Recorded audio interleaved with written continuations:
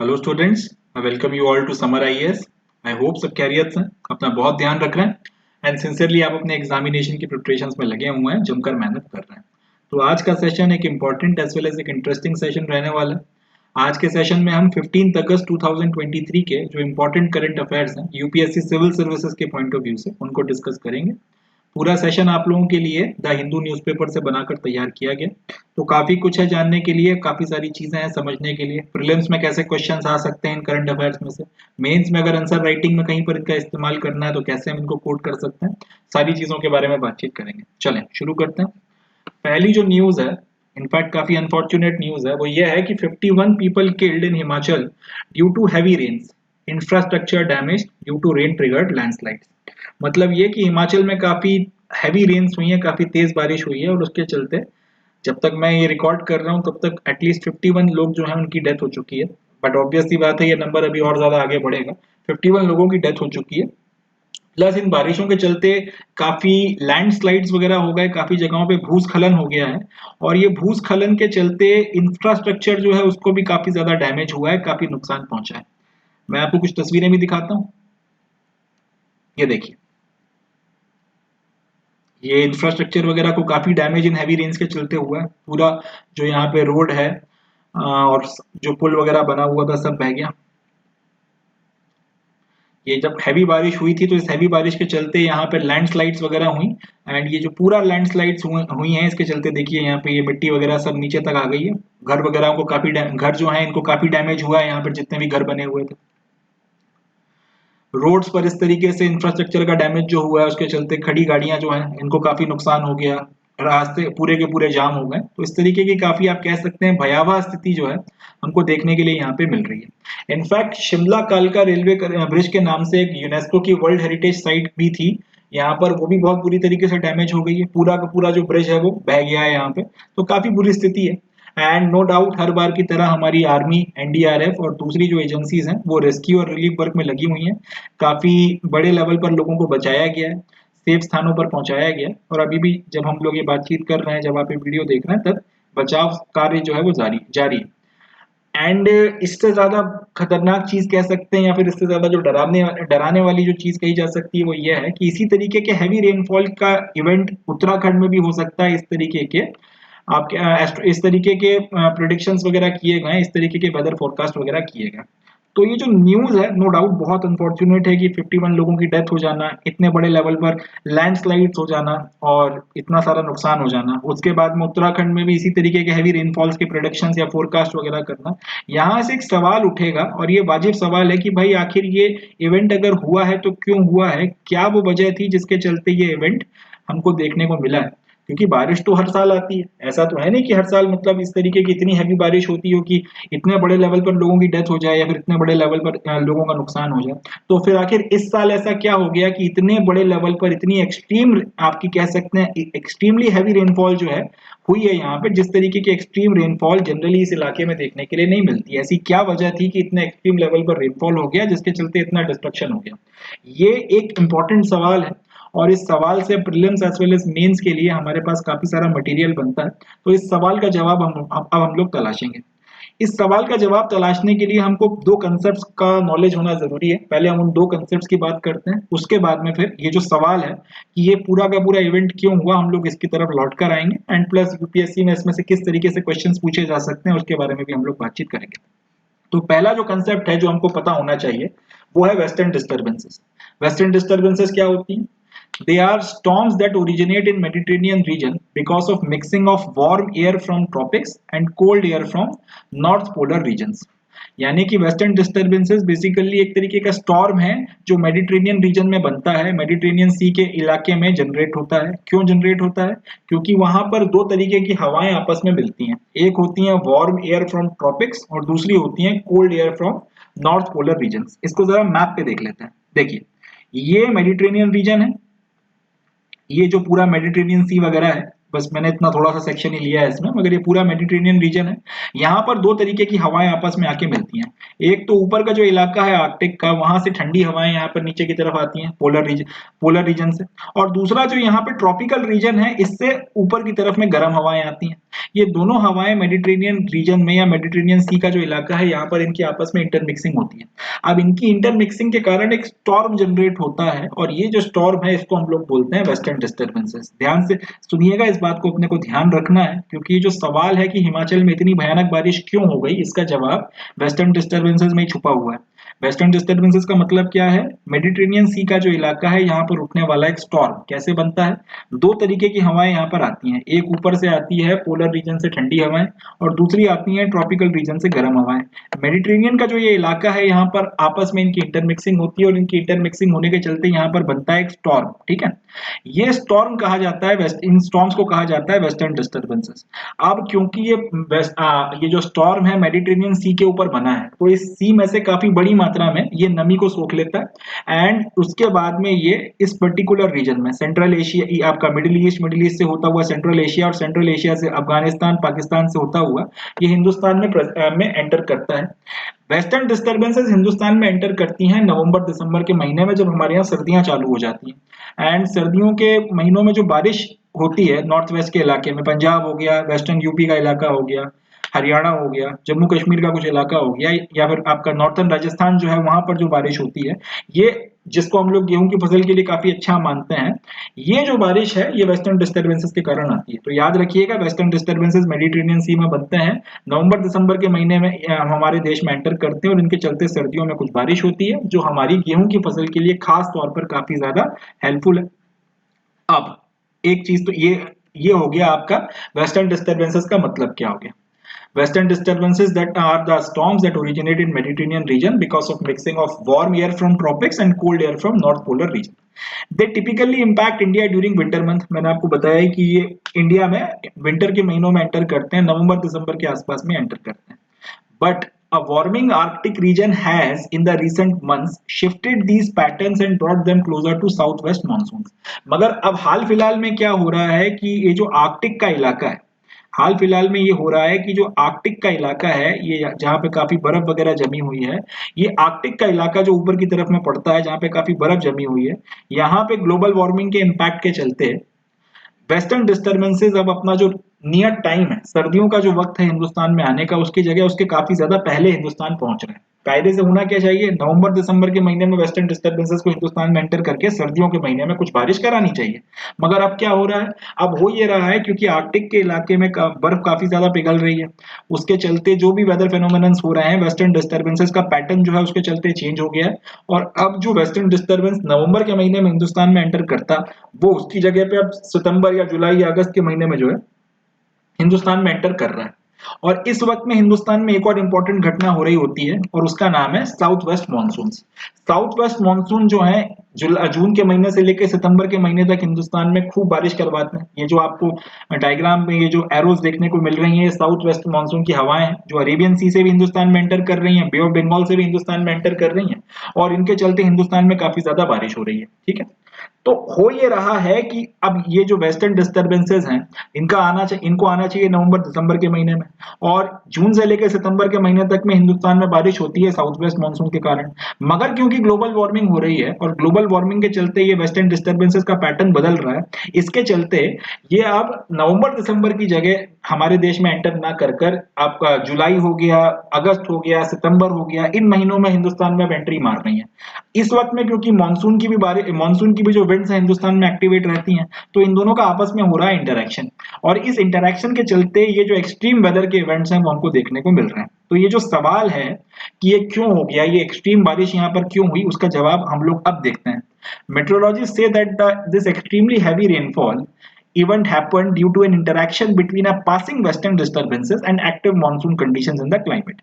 मतलब ये कि हिमालय का जो इलाका है, हिमाचल प्रदेश वगैरह का, यहाँ पर जो क्लाइमेटिक कंडीशंस मॉनसून की एक्टिव थी, यानी कि वो कंडीशन जिसके चलते मॉनसून बारिश करवाता है, उनका इंटरेक्शन हुआ है, यहाँ से गुजर रही है एक वेस्टर्न डिस्टर्बेंस के साथ में, और उसके चलते जितनी बारिश होनी चाहिए थी या नॉर्मल बारिश होनी चाहिए थी उससे बहुत ज्यादा एक्सट्रीम बारिश हुई है। वेस्टर्न डिस्टर्बेंस जनरली हमको इस वक्त में देखने के लिए नहीं मिलती, क्योंकि मगर जैसा कि हमने देखा कि पैटर्न वगैरह शिफ्ट हो रहे हैं, पैटर्न वगैरह में चेंजेस आ रहे हैं, उसके चलते ये जल्दी हिंदुस्तान में एंटर कर रही है। तो जिस वक्त में हिंदुस्तान में नॉर्मल बारिश हो रही है या नॉर्मल हमारा मानसून का महीना चल रहा है, उस वक्त में क्योंकि इन्होंने हमारे देश में एंट्री मारना शुरू कर दी और उनके साथ में क्योंकि इंटरेक्ट कर रही है, नॉर्मल जो मानसून की विंड्स हैं उनके साथ में इनका इंटरेक्शन हो रहा है, मानसून का जो पूरा आपका विंड सिस्टम है उसके साथ में इंटरेक्ट कर रही है, और उसके चलते ये नॉर्मल से ज्यादा बारिश आपको ज्यादा बारिश जो है इसके चलते हमको देखने को मिल रही है। हिमालय का जो इलाका है, खासतौर पर हिमाचल वगैरह में इतनी भयानक बारिश नहीं होती थी जनरली, इधर उधर एक आध इवेंट हो जाता था कि बादल फट गया, मगर इस तरीके से पूरे के पूरे स्टेट में इतनी एक्सट्रीम बारिश हो जाए वैसा इवेंट अभी तक देखा नहीं गया था, मगर अब ये फेनोमेनन निकल के आ रहा है। एंड ऑब्वियस सी बात है, ग्लोबल वार्मिंग अब खुलकर अपना असर जो है दिखा रही है, ये बात यहाँ से क्लियर अब समझ में आ रहा है।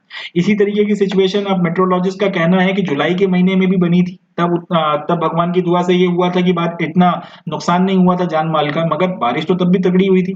तो उसके पीछे भी अब इसी चीज को जिम्मेदार माना जा रहा है कि वेस्टर्न डिस्टर्बेंस तब भी इसी तरह जुलाई के महीने में भी हिंदुस्तान में कहीं ना कहीं एक्टिव रही होगी, और मानसून के साथ में, मानसून विंड्स के साथ में इसका इंटरेक्शन हुआ होगा, उसके चलते इतनी जबरदस्त बारिश जो है वो देखने को मिली है।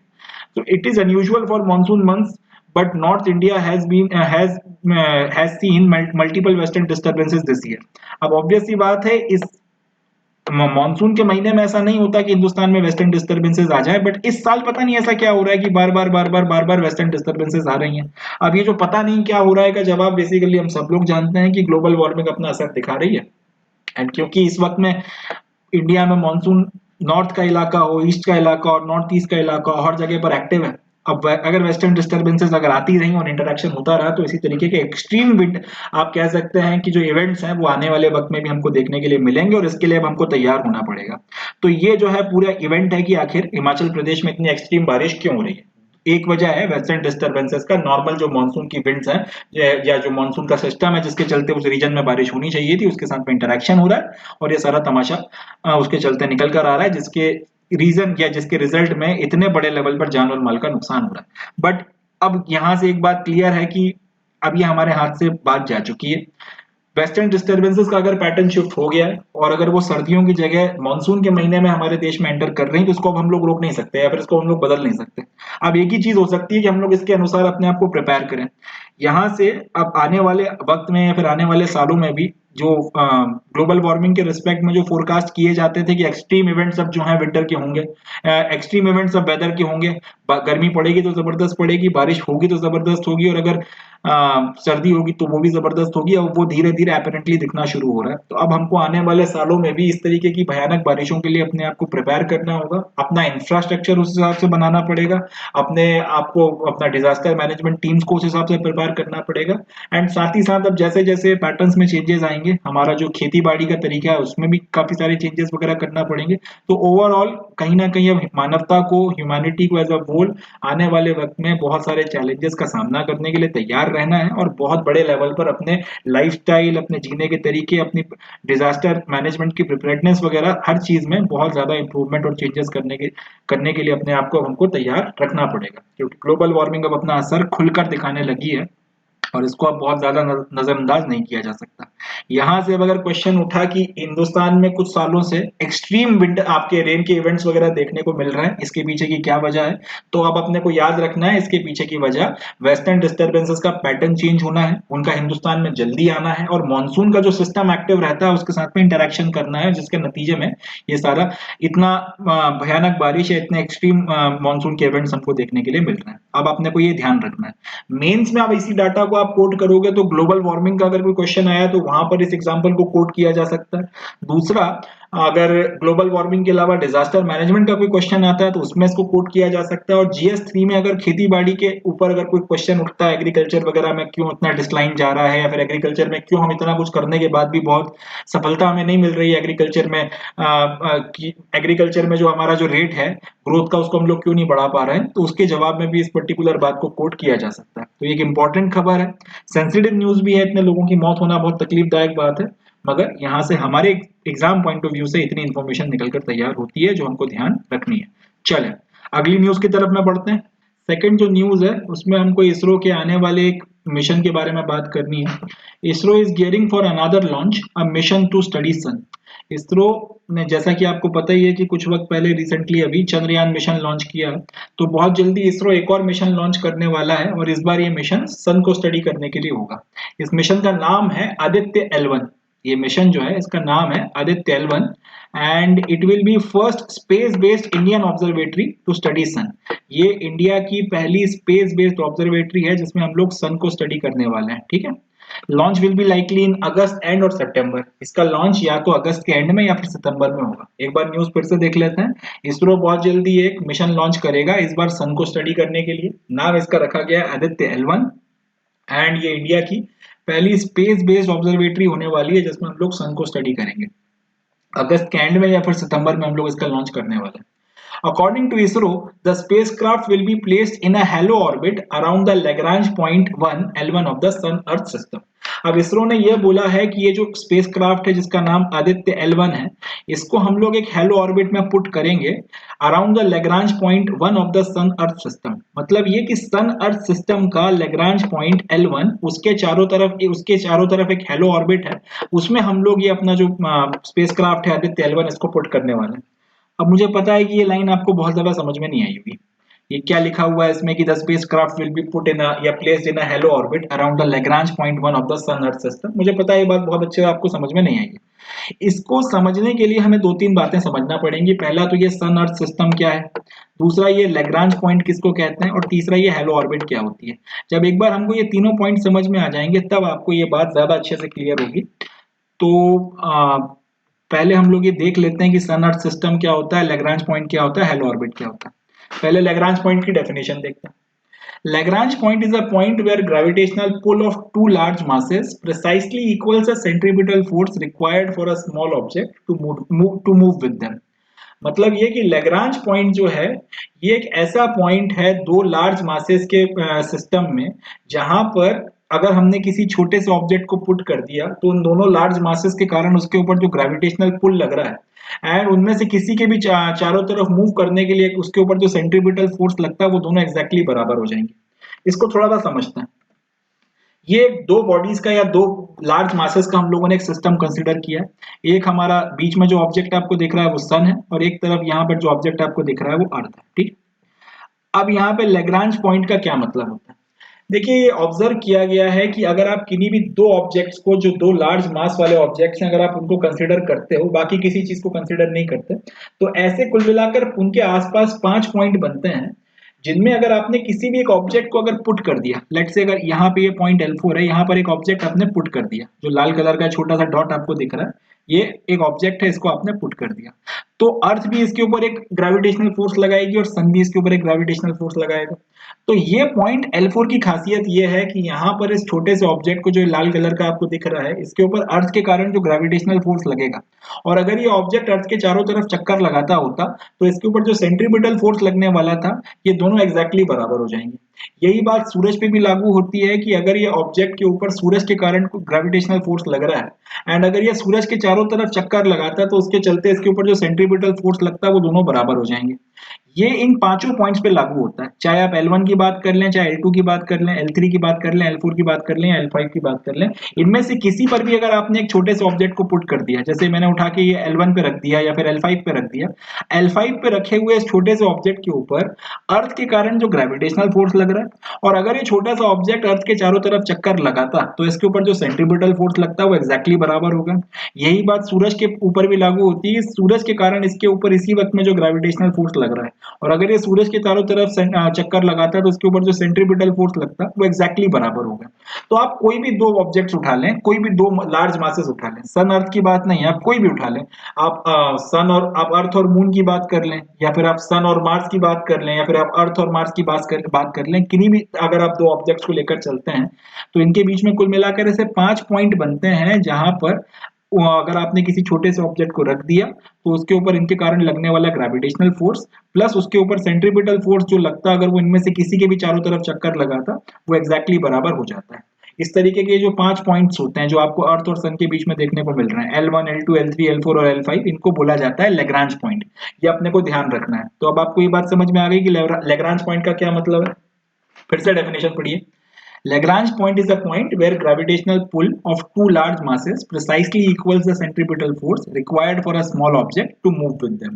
यानी कि Lagrange point ऐसे पॉइंट्स होते हैं किन्हीं भी दो ग्रेविटेशनल मासेस के आसपास, जिन पे अगर आपने किसी ऑब्जेक्ट को रखा तो उसके ऊपर जो ग्रेविटेशनल फोर्स लग रहा है उन दोनों मासेस के चलते, और उसके ऊपर जो सेंट्रीपिटल फोर्स लगेगा उस छोटे से ऑब्जेक्ट को उनमें से किसी के भी चारों तरफ घुमाने के लिए वो एग्जैक्टली बराबर हो जाएगा। अब क्योंकि यहाँ पे सेंट्रीपिटल फोर्स और ग्रेविटेशनल फोर्स एग्जैक्टली बराबर हो जाते हैं, तो देखिए होता क्या है कि अगर आपने यहाँ पे किसी भी ऑब्जेक्ट को पुट कर दिया, या फिर कोई भी अगर आपने यहाँ पे अगर किसी भी ऑब्जेक्ट को आपने रखा, या फिर यहाँ पे बेसिकली ये है कि अगर आपने किसी ऑब्जेक्ट को लाके रखा तो उसके ऊपर किसी भी तरीके का कोई पुल या फिर कोई पुश कुछ नहीं लगता। ठीक है, ये बहुत इंपॉर्टेंट पॉइंट है, याद रखिएगा। क्योंकि आपने यहाँ पे लेग्रांज पॉइंट पर एक ऑब्जेक्ट को लाके रख दिया, इसके ऊपर लगने वाला ग्रेविटेशनल फोर्स और सेंट्रीपिटल फोर्स एग्जैक्टली बराबर हो गए, तो ना तो ये ऑब्जेक्ट अपने जगह से ना कहीं पे पुश हो रहा है, ना ये ऑब्जेक्ट किसी तरफ पुल हो रहा है। ये जहां पर है बस वहीं पर स्टैटिकली जो है वो खड़ा रहेगा या फिर ये रुका रहेगा। ठीक है, ये बहुत इंपॉर्टेंट प्रॉपर्टी है कि अगर आपने किसी ऑब्जेक्ट को अगर लेग्रांज पॉइंट पर रख दिया है तो क्योंकि उसके ऊपर जो आपका फोर्सेस वगैरह वो सारे इक्वल हो गए, तो वो अपनी जगह से मूव नहीं करता, वो स्टिल रुका रह सकता है वहां पर, जो है वो स्टैटिक रुक सकता है। तो ये इस तरीके के जो पॉइंट्स होते हैं at these points spacecraft can remain in fix position with minimum fuel consumption, that is they can be used as parking spots by the spacecraft. तो अगर इस तरीके के पॉइंट्स पर हम लोगों ने किसी स्पेसक्राफ्ट को रख दिया तो वो स्पेसक्राफ्ट के ऊपर किसी भी तरीके का कोई फोर्स नहीं लगेगा। अब वो स्पेसक्राफ्ट जो है वो पूरी तरीके से स्टैटिक हो जाएगा या फिर वो पूरी तरीके से स्टिल हो जाएगा। इंपॉर्टेंट है, बहुत इंपॉर्टेंट पॉइंट है, याद रखिएगा। आपने लेट से L4 पे किसी स्पेसक्राफ्ट को रख दिया तो स्पेसक्राफ्ट के ऊपर ना तो सन की तरफ से कोई पुश या पुल लग रहा है, ना अर्थ की तरफ से कोई पुश या पुल लग रहा है। ये जहां पर है वहां पे रुका रहेगा और स्टैटिकली रुका रहेगा। यही बात अगर आपने किसी स्पेसक्राफ्ट को L1 पे रख दिया उस पे लागू होगी, L5 पे रख दिया उस पे लागू होगी, L2 पे रख दिया उस पे लागू होगी, और L3 पे रख दिया तो उस पे भी लागू होगी। तो ये तो हो गई आपकी लेग्रांज पॉइंट की बात कि लेग्रांज पॉइंट्स ऐसे पॉइंट्स होते हैं जहां पर ये फोर्सेस बराबर हो जाते हैं, और इसके चलते अगर आपने किसी भी ऑब्जेक्ट या खास तौर पे स्पेसक्राफ्ट को रखा तो उसके ऊपर कोई फोर्स नहीं लगेगा और वो अपने मिनिमम फ्यूल कंजम्पशन के साथ में उस पर्टिकुलर फिक्स पोजीशन पर रुक सकता है। दूसरे शब्दों में हम लोग लेग्रांज पॉइंट जो है उसको एक पार्किंग स्पॉट के तौर पर इस्तेमाल कर सकते हैं अपने स्पेसक्राफ्ट के लिए। बहुत इंपॉर्टेंट पॉइंट है, याद रखिएगा कि हम लोग किसी लेग्रांज पॉइंट को पार्किंग स्पॉट्स के तौर पर इस्तेमाल कर सकते हैं अपने स्पेसक्राफ्ट के लिए। और इस तरीके के कोई भी टू बॉडी सिस्टम उठा लीजिए, हमने यहाँ पे अर्थ और सन की बात करी है, आप कोई भी दो ऑब्जेक्ट्स उठा लीजिए जिनके पास मास हो और उनके आसपास में अगर आप दो बॉडीज का या दो मास के सिस्टम को अगर आप कंसिडर करेंगे तो उनके पास में इस तरीके के 5 लेग्रांज पॉइंट हमेशा निकल कर आते ही आते हैं। एंड इनको हम लोगों ने फिर L1, L2, L3, L4 and L5 नाम दे दिया। तो ये तो हो गई आपके लेग्रांज पॉइंट्स की बात। अब हमारा जो आदित्य L1 एयरक्राफ्ट है, आदित्य L1 जो आपका एयरक्राफ्ट है या ये जो आपका स्पेसक्राफ्ट है, इसको हम लोग बेसिकली लेग्रांज पॉइंट पे नहीं रख रहे हैं। फिर से हम लोग लौट कर आते हैं, हम लोग इसको कहां पे रख रहे हैं, हम लोग इसको हेलो ऑर्बिट में पुट कर रहे हैं around the Lagrange point L1।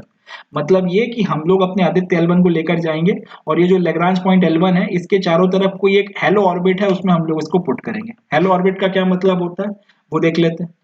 एक लेग्रांज पॉइंट के चारों तरफ इस तरीके का जो एलिप्टिकल ऑर्बिट होता है, जो आपको देखने के लिए मिल रहा है डायग्राम में, इसको बोला जाता है हेलो ऑर्बिट। ये जो बीच में ब्लैक कलर की डॉट है, ये जो बीच में ब्लैक कलर की डॉट है, ये हो गया आपका लेग्रांज पॉइंट, और उसके चारों तरफ ये जो एलिप्टिकल ऑर्बिट आपको देखने को मिल रही है, इसको बोला जाता है हेलो ऑर्बिट। ये ध्यान रखने वाली बात है, हम लोग अपने आदित्य L1 को लेग्रांज पॉइंट पे नहीं रख रहे हैं, हम लोग उसको उसके चारों तरफ एक लेग्रांज पॉइंट जो L1 है उसके चारों तरफ इस तरीके का जो एक हेलो ऑर्बिट है उसमें हम लोग उसको रोटेट कराएंगे। तो अपने को अब जो है आप फिर से हम लोग अपनी नॉर्मल खबर पे लौट कर आते हैं। इसरो क्या करने वाला है, आदित्य L1 एयरक्राफ्ट को लॉन्च करेगा, और ये आदित्य L1 एयरक्राफ्ट क्या करेगा, अर्थ और सन का जो सिस्टम है इसका जो L1 लेग्रांज पॉइंट है, इसकी पोजीशन हम लोगों ने अभी देखी थी, यहाँ पे अर्थ और सन के बीच में जो L1 आपका लेग्रांज पॉइंट है, ये इसके चारों तरफ जो हेलो ऑर्बिट है उसमें हम लोग इसको पुट कर देंगे।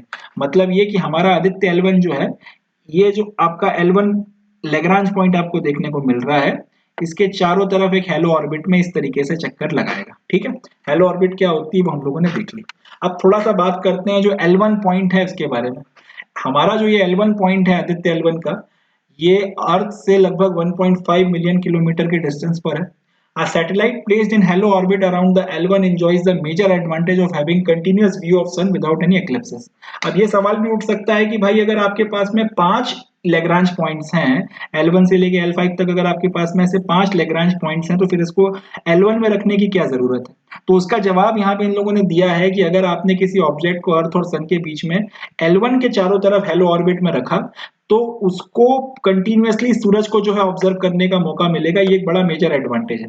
अगर हम लोग यहाँ पर देखिए, अगर हम लोग L3 में किसी ऑब्जेक्ट को रख दें या फिर अगर हम लोग L2 में किसी ऑब्जेक्ट को रख दें, L4 में अगर हम लोग किसी ऑब्जेक्ट को रख दें या L5 में रख दें, तो दिक्कत यह है कि सूरज और आपका सूरज और अर्थ का जो लगातार मोशन वगैरह हो रहा है, रिलेटिव मूवमेंट वगैरह जो हो रहा है, उसके चलते एक्लिप्सेस भी आते हैं, सूर्य ग्रहण भी होता है, चंद्र ग्रहण भी होता है। इसके चलते ये जो व्यू है सूरज का, इसमें ये कहीं ना कहीं ऑब्स्ट्रक्ट हो सकता था। मगर L1 में अगर आपने या L1 के चारों तरफ हेलो ऑर्बिट में अगर आपने किसी एयरक्राफ्ट को किसी स्पेसक्राफ्ट को रखा है तो उसका मेजर एडवांटेज ये है कि उसको कंटिन्यूअसली इसको देखने का मौका मिलेगा, सन को ऑब्जर्व करने का मौका मिलेगा एंड बिना और कोई एक्लिप्स वगैरह जो है, कोई ग्रहण वगैरह जो है बीच में नहीं आएगा। इससे आपकी जो सोलर एक्टिविटी का ऑब्जर्वेशन है वो बहुत ज्यादा बढ़ जाएगा और स्पेस वेदर के ऊपर जो सोलर एक्टिविटीज का रियल टाइम में इम्पैक्ट पड़ता है जिसको हम लोगों को स्टडी करना है, वो हम ज्यादा बेहतर तरीके से कर सकते हैं। तो यहाँ से जो क्वेश्चंस वगैरह बनेंगे, सबसे पहला क्वेश्चन तो यही बनेगा कि हेलो ऑर्बिट क्या होता है, लैग्रांज पॉइंट क्या होता है, सन अर्थ सिस्टम या फिर कोई भी अगर हम लोग दो बॉडीज का सिस्टम उठा लेते हैं तो उसमें कितने नंबर ऑफ लैग्रांज पॉइंट्स होते हैं। दूसरा क्वेश्चन ये बनेगा कि हाल फिलहाल ये जो पार्किंग स्पॉट्स जो थे वो न्यूज में बने हुए थे, आपके पार्किंग स्पॉट्स वगैरह जो थे स्पेसक्राफ्ट के रिस्पेक्ट में वो न्यूज में बने हुए थे, तो उनका इसमें से किससे लेना देना है। ऑप्शंस में आपको लैग्रांज पॉइंट का नाम भी दे दिया जाएगा, कुछ और चीजों के नाम भी दे दिए जाएंगे और फिर आपने को सही जवाब जो है उसमें टिक करना है कि लैग्रांज पॉइंट जो है वो सही जवाब है। इसी तरीके से एक क्वेश्चन यहाँ से ये बन सकता है कि आपने आदित्य L1 को जो है सन को स्टडी करने के लिए जो पहला मिशन भेजा है उसको आपने L1 जो आपका लैग्रांज पॉइंट है उसके चारों तरफ हेलो ऑर्बिट में क्यों डाला है। तो इसका जवाब भी अपने को मिल गया है कि इसमें इसके चारों तरफ जो हेलो ऑर्बिट में आपका आदित्य L1 रहेगा तो उसको सूरज का कंटिन्यूअस व्यू देखने को मिलेगा। एक्लिप्स वगैरह जैसी चीजें जो है सूर्य ग्रहण या चंद्र ग्रहण के चलते उसका जो व्यू है उसमें किसी तरीके का ऑब्स्ट्रक्शन नहीं आएगा और इससे सोलर एक्टिविटी का ऑब्जर्वेशन अच्छे से होगा और रियल टाइम में स्पेस के वेदर के ऊपर सूरज की में चलने वाले फेनोमेनन्स का क्या असर पड़ता है वो हम लोग ज्यादा अच्छे से ऑब्जर्व कर पाएंगे। अब ये जो स्पेसक्राफ्ट एक बार आपने भेज दिया L1, आपका जो लैग्रांज पॉइंट है इसके चारों तरफ जब आप इसको लैग्रांज पॉइंट के चारों तरफ जब आप इसको हेलो ऑर्बिट में डाल दोगे तो ये सन का फोटोस्फीयर, क्रोमोस्फीयर और सबसे जो आउटर मोस्ट लेयर है जिसको हम लोग कई बार कोरोना भी बोलते हैं, ये उनको ऑब्जर्व करेगा और इनको ऑब्जर्व करने के लिए अपने साथ में कई सारे डिटेक्टर्स लेकर जा रहा है। इलेक्ट्रोमैग्नेटिक डिटेक्टर्स लेकर जा रहा है, पार्टिकल डिटेक्टर लेकर जा रहा है, प्लस मैग्नेटिक फील्ड डिटेक्टर्स लेकर जा रहा है। इन सब की मदद से जब ये अपनी पूरी स्टडी या रिसर्च वगैरह कर लेगा, जो भी डाटा वगैरह ये हमको वापस जो अर्थ है उसमें वापस हमको ये भेजेगा, तो उसकी मदद से हम लोग अभी एक्सपेक्ट ये कर रहे हैं कि कोरोनल हीटिंग हो गया, कोरोनल मास इजेक्शन हो गया, pre flare and flare activities हो गया और इनकी कैरेक्टरिस्टिक्स वगैरह हो गई, इनको हम लोग ज्यादा बेटर तरीके से समझ पाएंगे। कोरोनल हीटिंग का मतलब क्या होता है? कोरोनल हीटिंग का सिंपल सी भाषा में अगर आप समझेंगे तो मतलब यह है कि सूरज की सरफेस पर जो टेम्परेचर है, जैसे जैसे आप सूरज से दूर जाते हैं तो आपको टेम्परेचर कम होने की जगह बढ़ता हुआ दिखता है। अब इसका ये जो फेनोमेनन है इसको बोला जाता है कोरोनल हीटिंग। क्यों होती है इसके बारे में हमारे पास में सही जवाब या फिर एक सही एक्सप्लेनेशन नहीं है, तो इस कोरोनल हीटिंग को ज्यादा बेटर समझने में आपका जो आदित्य L1 है वो हमारी मदद कर सकता है। इसी तरीके से कोरोना से रह रहकर कुछ कुछ वक्त में जो है बहुत बड़ी मात्रा में आपके कई सारे जो पार्टिकल्स हैं उनका मास इजेक्शन होता है, जिसके चलते सोलर स्टॉर्म आ जाता है और कई सारी एक्टिविटी चीजें होती हैं, इनको ज्यादा अच्छे से हम लोगों को समझने में मदद मिलेगी। इसके चलते सूरज में होने वाली एक्टिविटीज के चलते स्पेस का जो वेदर है और जो फील्ड और पार्टिकल्स का प्रोपेगेशन होता है जिससे अर्थ की मैग्नेटिक फील्ड या फिर हमारे टेलीकम्युनिकेशन पर काफी असर पड़ता है, उसको समझने में मदद मिलेगी। एंड और भी काफी सारे सोलर फेनोमेनन्स हैं या फिर सोलर रिलेटेड स्पेस वेदर फेनोमेनन्स हैं, उनको समझने में हमको काफी ज्यादा मदद मिलेगी। अभी जो पूरा का पूरा मिशन है PSLV यानी कि पोलर सैटेलाइट लॉन्च व्हीकल पर जो है लॉन्च किया जाएगा। इस PSLV ने हमारा इसके पहले चंद्रयान-1 भी लॉन्च किया था और 2013 में मार्स का जो ऑर्बिटर मिशन है उसको भी इन्होंने लॉन्च किया। तो ये काफी इंपॉर्टेंट न्यूज है, इसमें से काफी सारे सवाल बनते हैं, याद रखना है। आदित्य L1 मिशन क्या कर रहा है, कहाँ पे रखा गया है? L1 नाम की जो आपका लैग्रांज पॉइंट है उसके चारों तरफ एक हेलो ऑर्बिट है उसमें रखा गया है। इसमें क्यों रखा गया है? क्योंकि यहाँ से सूरज का ऑब्जर्वेशन डायरेक्टली हो सकता है। लैग्रांज पॉइंट की खासियत क्या होती है? इसके ऊपर जो सारे फोर्सेस बराबर हो जाते हैं, तो इसके चलते इसको पार्किंग स्पॉट के तौर पर हम लोग इस्तेमाल कर सकते हैं। एक दो बॉडीज का सिस्टम अगर आप लेकर चलोगे तो उसमें टोटल कितने लैग्रांज पॉइंट हो सकते हैं? कुल मिलाकर 5 लैग्रांज पॉइंट हो सकते हैं। एक सवाल ये भी बन सकता है कि कितने लैग्रांज पॉइंट उनके बीच में होते हैं, तो एक ही लैग्रांज पॉइंट उनके बीच में होता है। और ऐसे अगर आप देखोगे तो दो लैग्रांज पॉइंट उनके ऊपर और नीचे की तरफ में होते हैं, और एक एक लैग्रांज पॉइंट उनके ईदर साइड होता है। जैसे एक L2 आपको अर्थ की एक तरफ देखने को मिल रहा है, L3 आपको सन की एक तरफ देखने को मिल रहा है, L4 और L5 ऊपर नीचे देखने को मिल रहा है, और L1 उनके एग्जैक्टली बीच में देखने को मिल रहा है। चलें आगे बढ़ते हैं नेक्स्ट न्यूज की तरफ। चलिए नेक्स्ट न्यूज की तरफ बढ़ते हैं, और ये न्यूज एथिक्स के पॉइंट ऑफ व्यू से बड़ी इंपॉर्टेंट न्यूज हो सकती है। Supreme court said that a fine of just 1 lakh is hardly a deterrent for television channels indulging in unethical conduct on air। मतलब ये कि सुप्रीम कोर्ट ने ऐसा बोला है कि वो टेलीविजन चैनल्स जो अपना ऑन एयर जो भी प्रोग्राम्स वगैरह कर रहे हैं उसके ऊपर अगर वो एथिकल कंडक्ट नहीं करते, या फिर उसके ऊपर जो प्रोफेशनलिज्म उनको शो करना चाहिए, जर्नलिज्म का अगर वो शो नहीं कर रहे हैं, और उसके चलते अगर आप उनके ऊपर 1 लाख रुपए का फाइन लगाते हो, तो ये कोई बहुत बड़ी सजा नहीं है। ये चैनल्स को इस तरीके की हरकतें फिर से रिपीट करने से रोकती नहीं है। मतलब इसका एक बड़ा एग्जांपल भी जो है कोट किया गया था, सुशांत सिंह राजपूत की जो अनफॉर्चुनेट डेथ हुई थी उसके बाद में जिस तरीके से टेलीविजन चैनल्स ने उस पूरी की पूरी चीज को कवर किया था, तो उस बात को लेकर उस बात का एग्जाम्पल भी जो है सुप्रीम कोर्ट ने हियरिंग के वक्त में दिया था, और उन्होंने कहा था कि इस तरीके के चैनल्स ने जिस तरीके का जो अनएथिकल कंडक्ट दिखाया है उसके बाद सिर्फ आप 1 लाख रुपए का फाइन लगा दो उस पे, उन चैनल्स वगैरह पे, तो उससे उनकी सेहत पे कोई असर नहीं पड़ रहा, उन्हें कोई फर्क नहीं पड़ता, वो उसी तरीके 1 लाख का फाइन भरते हैं और फिर उस तरीके की हरकतें वगैरह करते हैं। तो इस पर फिर आगे वो कहते हैं कि fine should be ideally more than the profits the media outlet make from the entire show.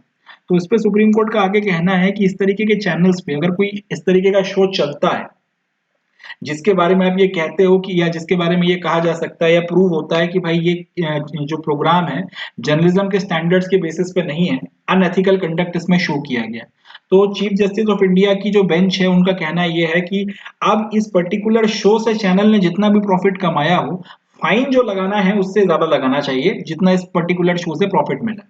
बात को समझिएगा कि एक पर्टिकुलर चैनल है, उस पर्टिकुलर चैनल ने भाई कोई शो वगैरह ब्रॉडकास्ट किया और उसमें जिस तरीके से जर्नलिज्म करना चाहिए, जिस तरीके से न्यूज को प्रेजेंट करना चाहिए, किसी भी बात को नहीं माना और एक बहुत गलत तरीके से जो है चीजों को प्रेजेंट किया गया। इसका एग्जाम्पल सुशांत सिंह राजपूत की जो अनफॉर्चुनेट डेथ हुई थी उसके बाद जिस तरीके से मीडिया में कवरेज हुआ उसका हम लोग उठाकर लेकर चल सकते हैं। इस बात पर सुप्रीम कोर्ट ने क्या बोला कि इस तरीके की हरकतें करने पर चैनल्स के ऊपर मैक्स टू मैक्स 1 लाख रुपए का फाइन लगाया जा सकता है आज की तारीख में, और ये 1 लाख रुपए का फाइन उनको इस तरीके की हरकतें फिर से रिपीट करने से रोकता नहीं है। आगे वो ये कहते हैं कि जनरली करना ये चाहिए कि अगर किसी चैनल पर इस तरीके का शो प्रसारित हुआ है जिसको आप ये कह सकते हो कि भाई ये अनएथिकल कंडक्ट था, तो उस शो से उस चैनल ने जितना प्रॉफिट कमाया है फाइन उस प्रॉफिट से ज्यादा होना चाहिए। And chief justice of India की जो ये बेंच है वो आगे ये भी कहते हैं कि 2008 में फिक्स किया गया था 1 लाख रुपए का फाइन, उसके बाद से लगभग 15-16 साल बीत चुके हैं, अभी तक उस फाइन को रिवाइज भी नहीं किया गया, तो इसको भी जो है रिवाइज करने की जरूरत है। तो या तो इस 1 लाख के फाइन को बढ़ा के बहुत ज्यादा किया जाए, या फिर अगर इस तरीके के चैनल इस तरीके के कुछ शो प्रसारित करते हैं उसमें फिर उन्होंने जितना भी प्रॉफिट कमाया है उससे ज्यादा का फाइन उनके ऊपर लगना चाहिए, इस तरीके की बातें कोर्ट ने कही है। अब प्रीलिम्स में इसमें से कोई सवाल नहीं आएगा। ये जो पूरा का पूरा मसला है ये एथिक्स में बहुत एक अच्छा क्वेश्चन बनकर तैयार हो सकता है कि भाई जर्नलिज्म वगैरह जो है उसमें एथिक्स वगैरह आज की तारीख में हमको देखने को मिलते हैं, खास तौर पे जो आपका टीवी जर्नलिज्म है या डिजिटल जर्नलिज्म है उसमें एथिकल तरीके से बिल्कुल भी चीजें नहीं हो रही हैं।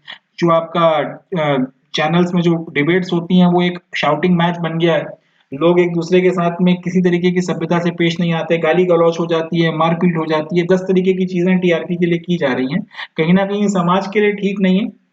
क्योंकि अगर समाज का मीडिया के ऊपर से भरोसा उठ गया, अगर उनको ऐसा लगने लगा कि मीडिया में ये चैनल भाई इस पर्टिकुलर का सपोर्ट करता है, ये चैनल इसका सपोर्ट करता है, और ये लोग जो आधा सच बताते हैं पूरा सच नहीं बताते, अगर इस तरीके की चीजें हुई तो समाज में फिर भ्रांतियां फैलेंगी, पूर्वाग्रह बैठेंगे, और ये डेमोक्रेसी के लिए अच्छी बात नहीं है। इस तरीके के कुछ पॉइंट्स यहाँ से निकल कर आते हैं, एथिक्स के क्वेश्चंस में कोट किए जा सकते हैं, या फिर अगर जर्नलिज्म वगैरह के में गिरते हुए स्टैंडर्ड से रिलेटेड अगर कोई क्वेश्चन अगर आता है, अगर आप ऐसे वगैरह इसके ऊपर लिखते हो तो उसमें इस बात को कोट किया जा सकता है। Court has issued notices to concerned authorities on the matter, including National Broadcasters and Digital Association and Independent Electronic Media Watchdog। अब ये जो पूरा का पूरा मसला है इसके ऊपर कोर्ट में भी मैं अभी आगे भी जो है हियरिंग्स वगैरह चलेंगी तो जो भी और चीजें होती हैं वो मैं आप लोगों के साथ में शेयर करूंगा। बट फिलहाल कोर्ट ने इस पूरे मैटर के ऊपर जितने भी कंसर्न अथॉरिटीज हैं, स्टेट गवर्नमेंट्स हो गई, सेंट्रल गवर्नमेंट हो गई, और जो आपके कई सारे मीडिया हाउसेज वगैरह हो गए, और भी काफी लोगों को नोटिस वगैरह इशू किए हैं। इसमें एक संस्था भी है, national broadcasters and digital association, जिसको शॉर्ट में एनबीडीए बोला जाता है, इनको भी नोटिस वगैरह इशू किए गए। अब एक बार को आपको इसका जो नाम है national broadcasters and digital association, ये सुनकर ऐसा लगेगा कि ये कोई सरकारी संस्था है, बट ये सरकारी संस्था नहीं है। ये एक इंडिपेंडेंट इलेक्ट्रॉनिक मीडिया वॉचडॉग है। जितने भी आपके इलेक्ट्रॉनिक चैनल्स चल रहे हैं, इन सारे चैनल या जो आपको जो टेलीविजन पर जो न्यूज चैनल्स देखने को मिलते हैं, इन सब लोगों ने मिलकर आपस में ये संस्था बनाई है, national broadcasters and digital association. And ये लोग फिर इंश्योर करवाते हैं कि जर्नलिज्म वगैरह के स्टैंडर्ड्स ठीक तरीके से मेंटेन हो सकें, लोग जो है सही तरीके से अपने चैनल्स पर न्यूज वगैरह को प्रेजेंट करें, टीआरपी के चलते या प्रॉफिट कमाने के चलते गलत सलत हरकतें ना करें। बट क्लियर दिख रहा है कि ये जो ऑब्जेक्टिव है national broadcasters and digital association का, ये लोग इसमें कामयाब अभी तक हो नहीं पा रहे हैं। बट खैर, प्रीलिम्स के पॉइंट ऑफ व्यू से हमको याद रखना है, नेशनल भले ही इसमें लगा हुआ है बट ये सरकारी संस्था नहीं है। National broadcasters and digital association एक प्राइवेट ऑर्गेनाइजेशन कह लो या फिर एक इंडिपेंडेंट इलेक्ट्रॉनिक मीडिया वॉचडॉग है, जिसमें जितने आपके टीवी पर आने वाले जो चैनल्स वगैरह हैं, इन्होंने आपस में एक संस्था बनाई है ताकि इंश्योर करवा सकें कि अपने चैनल्स पर कोई भी गलत या फिर अनएथिकल या फिर इस तरीके की चीजें जो जर्नलिज्म के प्रिंसिपल्स के खिलाफ जाती हैं वो ना हो। हालांकि क्लियर दिखता है चैनल्स की हरकतें देखकर कि ये पूरी तरीके से फेल हो रहा है, ये अपने कर्तव्यों को पूरी तरीके से नहीं निभा पा रहा। तो प्रीलिम्स के पॉइंट ऑफ व्यू से तो खैर ये न्यूज काम की नहीं है, मगर मेंस में लिखने के लिए एथिक्स के पॉइंट ऑफ व्यू से एक बहुत इंपॉर्टेंट न्यूज है। यहाँ से क्वेश्चंस वगैरह पूछे जा सकते हैं। चलो अगली और last news, RBI has announced the development of a public tech platform for frictionless credit by Reserve Bank Innovation Hub, a subsidiary of RBI। मतलब ये कि रिजर्व बैंक ऑफ इंडिया ने ये अनाउंस किया है कि भाई हमारी एक इस तरह से कह लें कि हमारा एक डिपार्टमेंट है, हमारे अंडर में काम करता है, जिसका नाम है रिजर्व बैंक इनोवेशन हब। इन्होंने एक पब्लिक टेक प्लेटफॉर्म बनाया है फ्रिक्शनलेस क्रेडिट के लिए। फ्रिक्शनलेस क्रेडिट का क्या मतलब होता है, यानी कि अगर आपको लोन लेना है तो वो लोन आसानी से मिल जाए, उसमें ज्यादा दिक्कतें वगैरह ना आए, उस चीज के लिए एक टेक प्लेटफॉर्म बनाया गया है आरबीआई की से रिलेटेड या एफिलिएटेड एक संस्था के द्वारा, जिसका नाम है रिजर्व बैंक इनोवेशन हब। अब इसको बनाने की नौबत क्या पड़ गई या नौबत क्या आ गई, थोड़ा उस पर बात करते हैं। Currently, data needed for credit appraisals are available with different entities like central and state government, banks, credit information companies, etc. This creates hindrance in frictionless delivery of loans. But the public tech platform would enable delivery of frictionless credit by facilitating seamless flow of required digital information to lenders. मतलब ये कि आज की तारीख में अगर आपको loan देना है, जो आपके बैंक्स वगैरह हैं, अगर वो किसी को लोन देना चाहते हैं तो लोन देने के पहले कुछ चीजें चेक की जाती हैं कि आपका क्रेडिट रिकॉर्ड कैसा रहा है, पहले आपने कहीं और से तो लोन नहीं ले रखा, आपके ऊपर कोई मुकदमा वगैरह तो नहीं चल रहा, आपकी संपत्ति जो आप बता रहे हो उसके डॉक्यूमेंट सही है या नहीं। तो कई सारा आपका डाटा चाहिए होता है लोन वगैरह देने के पहले, क्रेडिट अप्रेजल के पहले या लोन देने के पहले काफी सारा डाटा चेक किया जाता है। अब ये डाटा पूरा एक जगह पे आपको मिलता नहीं है, कुछ डाटा सेंट्रल गवर्नमेंट के पास में रहता है, कुछ स्टेट गवर्नमेंट के पास में रहता है, कुछ डाटा किसी दूसरे बैंक के पास में है, और कुछ डाटा आपकी कुछ क्रेडिट इंफॉर्मेशन कंपनीज के पास में। अब इन लोगों से आपको ये डाटा मांगना पड़ेगा, फिर ये प्रोसेस कर कर आपको डाटा देंगे, आप उसको फिर स्टडी करोगे, फिर डिसाइड करोगे कि सामने वाले को लोन देना है कि नहीं देना, और उसके बाद में फिर आप या तो लोन दोगे या फिर लोन नहीं दोगे। अब ये प्रोसेस काफी लंबी हो जाती है, इसमें काफी वक्त खराब होता है, काफी टाइम जाता है। तो इसके चलते जो सेकंड लाइन लिखी हुई है कि this creates hindrance in frictionless delivery of loans. अब कायदे से जिस आदमी को 10 दिन में लोन मिल जाना चाहिए था, उसको 1 महीना वेट करना पड़ रहा है, और जिसको लोन नहीं मिलना चाहिए था उसको भी आप लोन देना है कि नहीं देना, इस बात का फैसला लेने में 2 दिन में फैसला लेने की जगह आप 20 दिन या 25 दिन या 1 महीना लगा के बैंक का जो टाइम है वो खराब कर रहे हो। तो कुल मिलाकर ये सारी समस्या इसलिए आ रही है क्योंकि आपको लोन देने के पहले जो सारी रिक्वायर्ड इन्फॉर्मेशन चाहिए वो एक जगह पर नहीं मिल रही। तो अब आरबीआई की जो के अंडर में जो संस्था है रिजर्व बैंक इनोवेशन हब, इन्होंने जो टेक प्लेटफॉर्म बनाया है, इसकी मदद से होगा ये कि अब ये सारी की सारी इन्फॉर्मेशन को एक जगह पे इकट्ठा किया जाएगा, और उसके बाद में जिस किसी के पास में भी लोन वगैरह देने के लिए कुछ अगर कोई एप्लीकेशन आती है, और तो फिर उस एप्लीकेशन करने वाले के बारे में सारी इन्फॉर्मेशन वगैरह यहाँ से ले सकता है, और वो सारी इन्फॉर्मेशन उसको मिल जाएगी, उसके बाद में वो डिसाइड कर सकता है कि उसको लोन देना है कि नहीं देना। इससे होगा ये कि जो काम 15-15, 20-20, 25-25 दिन लटक रहा था वो जल्दी से हो जाएगा, 2 दिन, 5 दिन, 7 दिन में आप लोन प्रोसेस कर पाओगे या फैसला ले पाओगे कि लोन देना है कि नहीं देना। इस तरीके से हम लोग ये जो टेक्नोलॉजी है इसका इस्तेमाल कर ज़्यादा बेटर तरीके से बैंकिंग की फैसिलिटीज़ वगैरह दे सकते हैं, ज़्यादा बेटर तरीके से जो है हम लोग आपका क्रेडिट पेनिट्रेशन जो है समाज में बढ़ा सकते हैं एंड बैंक के फ्रॉड वगैरह होने से भी रोक सकते हैं। तो साइंस एंड टेक्नोलॉजी का इस्तेमाल कर कर हम अपनी ज़िंदगी को कैसे अच्छा बेहतर बना सकते हैं। जीएस3 का जो पेपर है उसमें इस पर्टिकुलर एग्जाम्पल को कोट किया जा सकता है। बैंकिंग से रिलेटेड या बैंकिंग की प्रोग्रेस से रिलेटेड अगर कुछ और कोई क्वेश्चन आता है तो उसमें भी आप इसको कोट कर सकते हो, या फिर Marvels of science and technology वगैरह के कुछ एग्जाम्पल्स अगर आपको देने हैं किसी ऐसे में या कहीं और पर, तो बैंकिंग में किस तरीके से टेक्नोलॉजी आपके काम आ रही है उसका एग्जाम्पल के तौर पर भी आप इसको कोट कर सकते हो। तो ये जो थर्ड और फोर्थ खबर है ये बेसिकली मेंस के पॉइंट ऑफ व्यू से ज्यादा इंपॉर्टेंट न्यूज है। अगर आप मेंस में अगर कुछ क्वेश्चंस वगैरह आते हैं तो वहां पर आप इसको कोट कर सकते हैं। थर्ड जो अपनी खबर है आदित्य L1, इसके ऊपर सवाल आएगा तो प्रीलिम्स में आएगा और मुझे पूरी एक उम्मीद है कि इसके ऊपर क्वेश्चन बनेगा, क्योंकि चंद्रयान को तो मीडिया ने खूब कवर किया है मगर आदित्य L1 के बारे में कोई ज्यादा बात हो नहीं रही है। प्लस इसमें जो कंसेप्ट हैं या फिर जो चीजें हैं वो ज्यादा जटिल है। चंद्रयान में सिर्फ एक ही आपका टर्म है जो बहुत ज्यादा न्यूज में है और वो है सॉफ्ट लैंडिंग, और दूसरा है dark side of the moon. उनको भी हमको पढ़ना है, उसमें से भी क्वेश्चंस पूछे जा सकते हैं, बट यहाँ पर जो ये लेग्रांज पॉइंट है, पार्किंग स्पॉट आ गया, या फिर हेलो ऑर्बिट क्या होता है, सन अर्थ सिस्टम क्या होता है, ये सारी की सारी चीजें जो है इंपॉर्टेंट है, तो इनके ऊपर क्वेश्चंस बन सकते हैं। कोरोना हीटिंग क्या होती है इसका भी जिक्र आएगा। इस तरीके के जो यहाँ पे काफी सारे कॉन्सेप्ट्स हैं इसके ऊपर काफी कुछ पूछा जा सकता है। एंड प्लस ये जो एक आपका वेस्टर्न डिस्टर्बेंसेस के ऊपर एक क्वेश्चन बन सकता है, क्योंकि इतनी ज्यादा जो है इसने तबाही मचा रखी है अभी हमारे देश में। वेस्टर्न डिस्टर्बेंसेस के अलावा मानसून के जो पैटर्न्स बदल रहे हैं उसके ऊपर मेंस में क्वेश्चन आ सकता है, एंड इसके डिजास्टर मैनेजमेंट वगैरह से रिलेटेड मेंस में काफी सारे क्वेश्चंस आ सकते हैं। तो काफी कुछ है जो जो 15 अगस्त 2023 की न्यूज है उसमें से पूछा जा सकता है, प्रीलिम्स में भी मेंस में भी। इसलिए हमको ये सब कुछ अच्छे से प्रिपेयर करना है, बढ़िया तरीके से तैयार करना है, ताकि कोई भी क्वेश्चन आए तो उसका हम लोग सही तरीके से जवाब दे सकें। So that's it from my side for today. मिलता हूं मैं आपसे नेक्स्ट सेशन में, जिसमें मैं 16 अगस्त 2023 के जो करंट अफेयर्स हैं वो आपके साथ में डिस्कस करूंगा। तब तक के लिए मेरी गारंटी है 15 अगस्त में इससे ज्यादा 15 अगस्त के करंट अफेयर्स में इससे ज्यादा कुछ पढ़ने की जरूरत नहीं है। पूरा जो सेशन है द हिंदू से बनाया गया था, तो द हिंदू भी आपको देखने की इसके बाद में जरूरत नहीं है। इतना कर लें, मोर देन इनफ होगा। बाकी कोई और डाउट है, कुछ और अगर आप पूछना चाहते हैं तो आप कमेंट्स में अपना क्वेश्चन लिख दें, मैं उसका जवाब आपको दे दूंगा। चैनल के डिस्क्रिप्शन में मैंने अपना नंबर भी डाल रखा है, तो आप मुझसे ऐसे पर्सनली भी कांटेक्ट कर सकते हैं। अगर आप कुछ पूछना चाहें तो मैं उसका भी जवाब दे दूंगा, क्लैरिफाई कर दूंगा। बाकी आप लोगों से मैं यही कहूंगा कि मेहनत करते रहें, रुके नहीं, लगे रहें एंड आगे बढ़ते रहें, एंड याद रखें समर शेष है। Thank you. जय हिंद।